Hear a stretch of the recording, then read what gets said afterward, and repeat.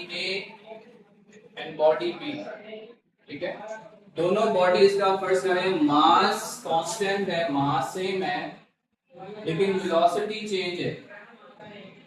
तो mass constant और velocity change होने से दोनों इस बॉडी के मास और वेलोसिटी का फर्स्ट करें प्रोडक्ट है 20 न्यूटन सेकंड, और इस बॉडी के मास और वेलोसिटी का प्रोडक्ट है 10 न्यूटन सेकंड। तो किस बॉडी का क्वांटिटी ऑफ मोशन ज्यादा है? 20 न्यूटन सेकंड। तो मोमेंटम कैलकुलेट करने के लिए बॉडी की दो फिजिकल क्वांटिटीज रिक्वायर्ड होती है बेटा, बॉडी का मास और बॉडी की वेलोसिटी। दोनों को मल्टीप्लाई करने के नतीजे में हम मोमेंटम को कैलकुलेट करते हैं। ये मैथमेटिकल इक्वेशन है या मैथमेटिकल टर्म है। अब मोमेंटम एक वेक्टर क्वांटिटी है। अब वेक्टर क्वांटिटी क्या होती है, ये भी हमने चैप्टर नंबर 2 में डिस्कस किया था। There are two types of physical quantities. Some are called scalars and some are called vector quantities. Scalar quantities वो होती हैं जिनका सिर्फ मैग्नीट्यूड दरकार होता है, और इसके बरक्स वेक्टर क्वांटिटीज वो होती हैं जिनके मैग्नीट्यूड के साथ साथ उनकी डायरेक्शन भी रिक्वायर्ड होती है।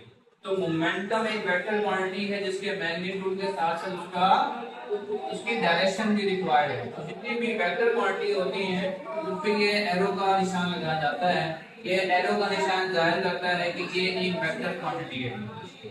अच्छा, एक इसी जमन में एक जो वर्ड वेक्टर है ये फोर्स के लिए भी इस्तेमाल होता है, ठीक है। Force is also called vector. Force का दूसरा नाम वेक्टर है। चैप्टर नंबर इस नेक्स्ट चैप्टर में चैप्टर नंबर 3 में हमने वेक्टर्स को डिस्कस करेंगे, addition of vectors, subtraction of vector, के वेक्टर्स को किस तरह से ऐड किया जाता है या मल्टीप्लाई किया जाता है। बेटा ये मोमेंटम का टॉपिक समझ में आ गया? Yes sir. लास्ट टाइम हमने डिस्कस किया था कि डायनामिक्स फिजिक्स की ऐसी ब्रांच है जिसमें कॉज ऑफ मोशन को डिस्कस किया जाता है, यानी कि मोशन या बॉडी की हरकत करने की जो वजूहात हैं उनको डिस्कस किया जाता है। और डायनामिक्स की स्टडी जो है वो न्यूटन के लॉज ऑफ मोशन से की जाती है। Newton first law of motion, second law of motion है, थर्ड लॉ ऑफ मोशन, ठीक है। तो ये तीनों लॉज हैं मैंने इस चैप्टर में। तो न्यूटन फर्स्ट लॉ क्या कहता है? न्यूटन फर्स्ट लॉ ये कहता है कि कोई भी बॉडी अपनी हालत में उस वक्त तक रहती है जब तक कि उसके ऊपर कोई एक्सटर्नल फोर्स का असर ना आ जाए।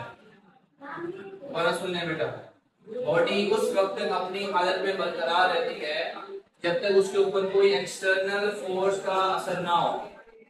बॉडी अगर रेस्ट की हालत में है तो बॉडी उस वक्त तक रेस्ट की हालत में रहेगी जब तक उस पर किसी एक्सटर्नल फोर्स का असर ना हो। इसी तरह बॉडी कंटिन्यूस मोशन में रहेगी, उस वक्त तक रहेगी जब तक